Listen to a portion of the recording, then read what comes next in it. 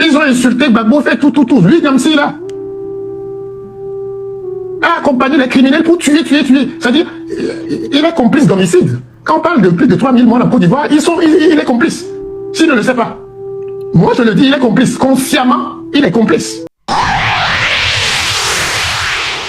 Bonjour les amis et bienvenue encore sur notre chaîne. Bien sûr, avant de commencer, rassurez-vous de cliquer le point d'abonnement.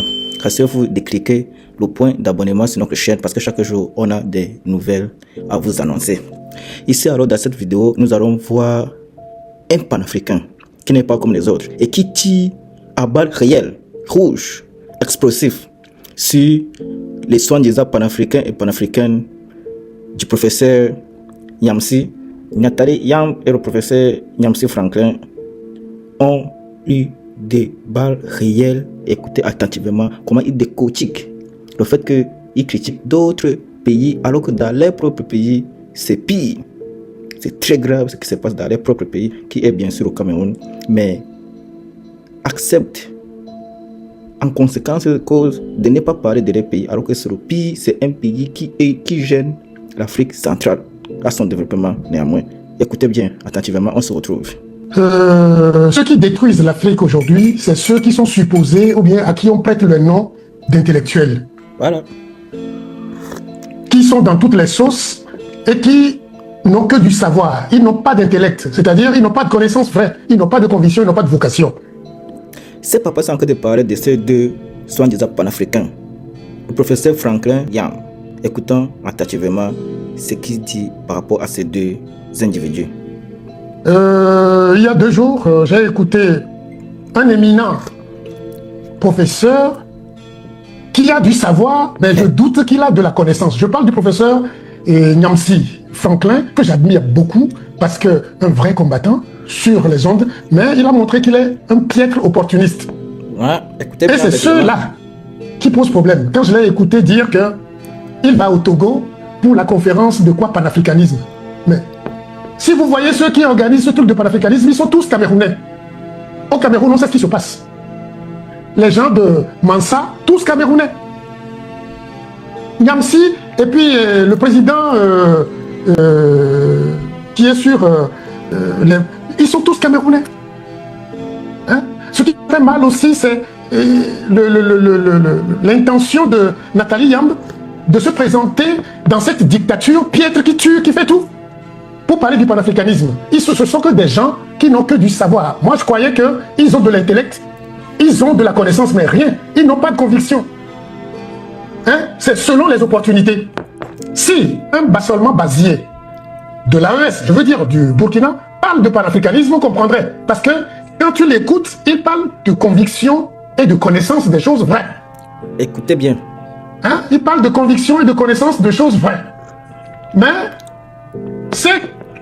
je n'ai rien contre les Camerounais, mais il se trouve que presque tous qui parlent du panafricanisme sont Camerounais. On voit chez eux ce qui se passe. Quand ils ont faim, ils deviennent panafricanistes, ils se retrouvent dans l'AES, et c'est-à-dire, c'est des opportunistes. Voilà. Ils accompagnent des criminels comme Soro. Ils ont tué, accompagné Ouattara. Et puis après, ils sont devenus ennemis. Maintenant, ils ont insulté les gens de l'AES, aujourd'hui ils sont devenus amis. C'est des opportunistes à nulle part égard. Hein? Moi, ce qui m'a fait très mal, c'est Nathalie Yamb. J'espère qu'ils vont reviser leur proposition pour ce soi-disant conférence de panafricanisme qu'ils vont au Togo, s'ils savent le mal qu'ils nous font. Et ça, c'est toujours, ils font le jeu de ceux qu'ils critiquent. Diviser. Quand on dit panafricanisme, l'Africain a la même valeur. Il doit avoir la même valeur, la même liberté partout. Pas selon les occasions. Tout à fait. Parce que quand ils ont faim, ils peuvent tout manger, ils mangent à tous les râteliers. Je croyais qu'ils ont de la connaissance, mais ce ne sont que des répétiteurs de savoir. C'est dommage. C'est avec de pareils supposés intellectuels qui écrivent des chiffons pour aller au WC et qui accompagnent les pires des criminels, même s'ils font semblant, ils s'appuient sur les épaules des géants de l'AES pour se donner un nom, un semblant de nom. Pardon. Il ferait mieux de savoir que tous les crimes qui se font en Afrique de l'Ouest et centrale, beaucoup ont un hub. Et c'est là qu'ils veulent aller en conférence. Ils n'ont qu'à se respecter leurs enfants.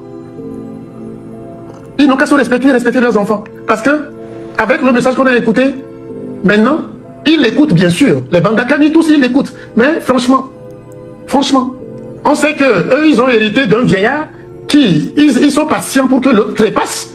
Mais à nous, ils font trop de mal. Relayez ce message pour eux. Je ne parle pas souvent de politique, mais est-ce qu'on peut vivre sans politique? Puisque la politique, c'est penser aux autres, c'est penser à la vie des autres, c'est gérer ce qui concerne les autres. Même parler, c'est politique. On a mis du temps pour le comprendre. Il ne suffit pas de rester, de gueuler, et réciter des livres qu'on a lus et autres, faire semblant de penser, alors que c'est que des ragots qu'ils nous font, sans connaissance véritable. Comment on peut être panafricaniste et dire que ce qui se passe au Togo ne concerne que les Togolais, c'est un problème interne? C'est quoi ça? C'est un problème interne. C'est pas la France qui gère le Togo, comme le Cameroun et autres, comme les rebelles de l'AES. Voilà. C'est quoi ça? C'est quoi ça? Ils ont insulté Gbagbo, fait tout. Lui, Gamsi, là, a accompagné les criminels pour tuer. C'est-à-dire, il est complice d'homicide. Quand on parle de plus de 3000 morts en Côte d'Ivoire, il est complice. S'il ne le sait pas. Moi, je le dis, il est complice. Consciemment, il est complice. Puisqu'il est conseiller de ceux qui ont fait ça.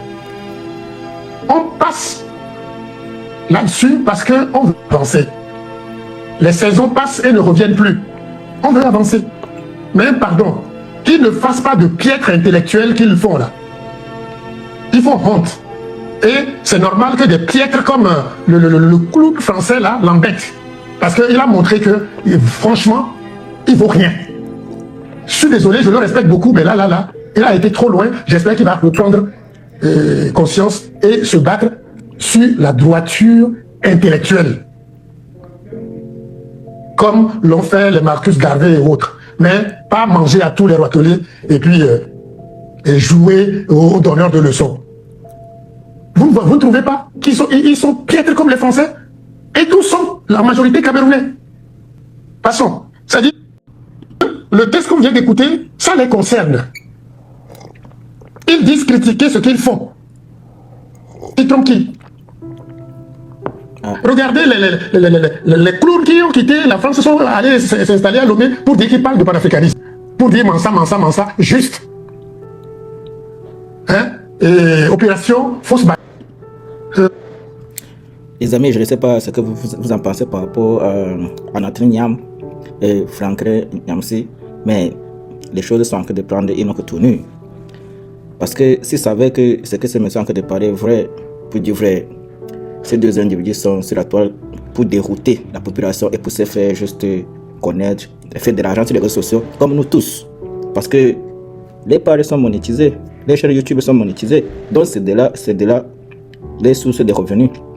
Merci beaucoup, restez à la une et surtout cliquez le bouton d'abonner et abonnez-vous pour suivre l'actualité sur l'Afrique et le reste du monde. Merci, à plus pour une autre vidéo.